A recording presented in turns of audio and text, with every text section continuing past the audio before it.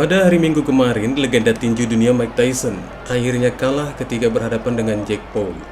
Namun kekalahan petinju 58 tahun itu hanya sebatas hasil skor dewan juri, yang tentunya masih mengingatkan bagaimana kuat dan cepatnya daya tempur si leher beton. Hanya saja tingkat stamina yang tidak mendukung dari pertarungan mantan juara sejati tersebut. Meski masih kekuatan yang terbilang mumpuni di usia yang saat ini terkategorikan sepuh, ada seorang juara tinju dunia kelas berat ringan yang merasa tertantang dengan pertarungan tersebut, hingga harus menantang sang pemenang untuk bertarung dengannya. Bagaimana pertarungan ini akan terjadi? Ini dia ulasan selengkapnya.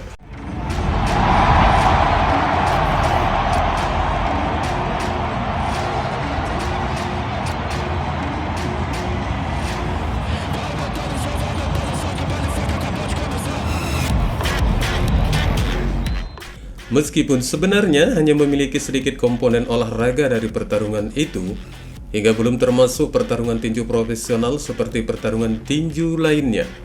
Namun perhatian terhadap pertarungan itu sangatlah besar. Jake Paul yang akhirnya memenangkan laganya melawan Mike Tyson dengan keputusan bulat. Namun hasil dari kemenangannya ini menjadi satu bentuk diskusi yang sangat bergema di beberapa kalangan.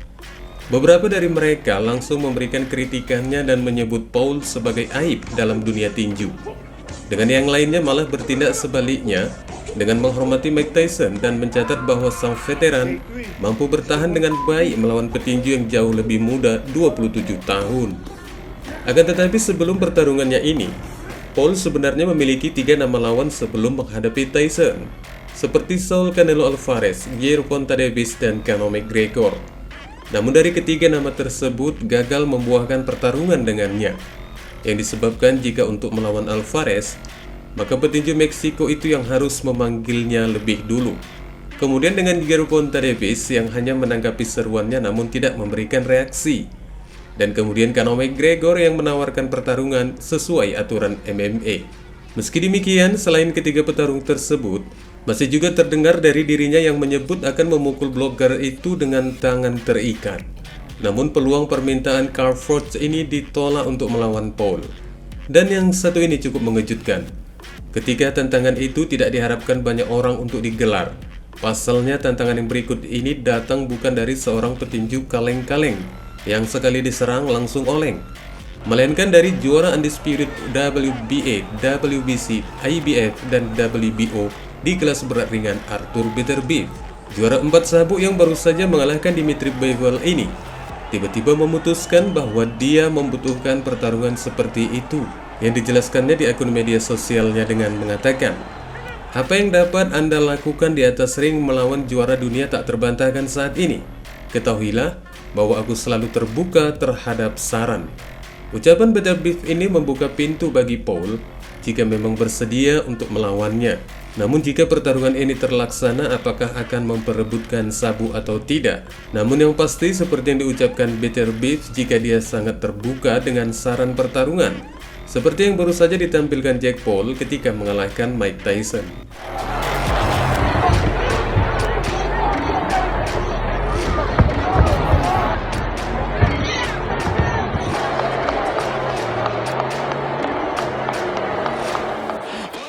Dari kutipan ucapan Beterbiev ini, Jake Paul merasa gembira di media sosialnya tentang teguran dari juara kelas berat ringan yang tak terbantahkan.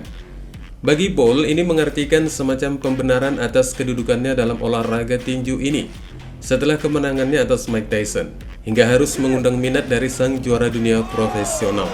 Namun mungkin bagi Paul, petinju berbayar ini belum mengetahui dengan pasti tentang dampaknya pada olahraga tinju mengenai kedudukannya di olahraga ini. Apakah masih dianggap sebagai petinju amatir atau sudah beranjak naik ke dunia profesional? Dan apakah alasan ini yang akhirnya bagi Paul belum menerima tantangan Beterbiev sebagai petinju tak terkalahkan dari 21 pertarungannya? Hanya satu yang berakhir dengan keputusan, dengan yang lainnya berakhir dengan KO. Dan bagi penggemar sendiri juga sangat meragukan jika Paul akan menerima tawaran tersebut. Sementara bagi Beterbiev, yang saat ini berusia 39 tahun, sesuai target Jake Paul untuk melawan petarung yang lebih tua darinya, juara dunia itu masih memiliki terlalu banyak hal yang tersisa untuk dipilih. Dan sepertinya itu lebih cocok lagi untuk meneruskan para penantang di divisinya saat ini.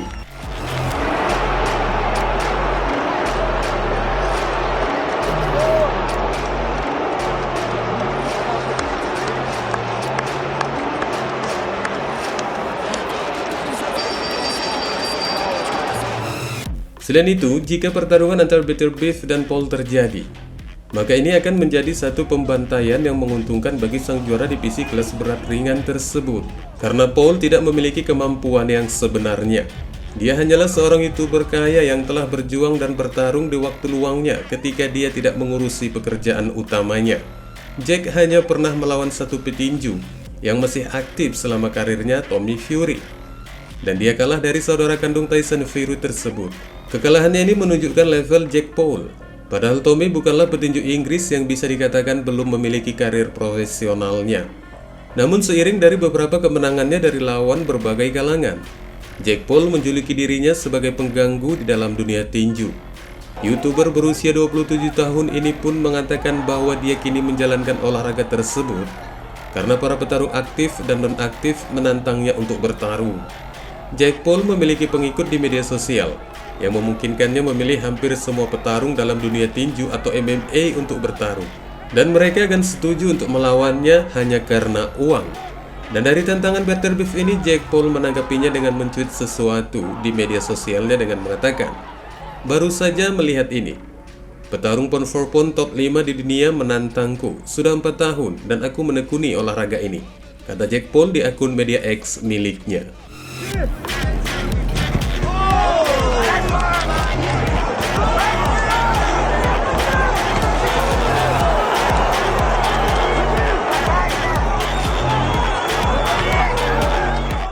Jack Paul yang mengalahkan Tyson dengan keputusan mutlak 8 ronde pada hari Jumat lalu di hadapan lebih dari 70.000 penggemar di AT&T Stadium di Arlington, Texas, sebenarnya memiliki penampilan yang tidak terlalu bagus dan tampak seperti petinju biasa-biasa saja.